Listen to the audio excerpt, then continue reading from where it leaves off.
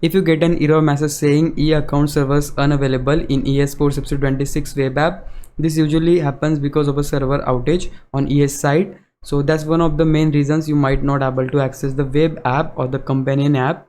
What you can do, simply wait for around 30 minutes or even bit longer and then try logging into your account again.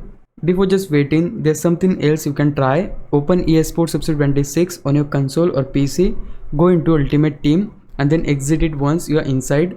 Sometimes this quick refresh fixes the connection with the web app. However, if Ultimate Team inside the game also doesn't work, that's a strong sign the servers are down or under maintenance.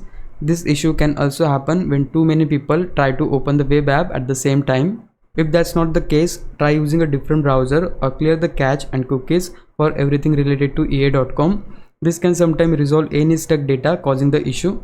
And that's pretty much it. After doing these steps, you should be able to log back in once the servers are stable again. So if you found this video helpful, please leave a like, subscribe the channel. I'll meet you in the next one. Bye bye.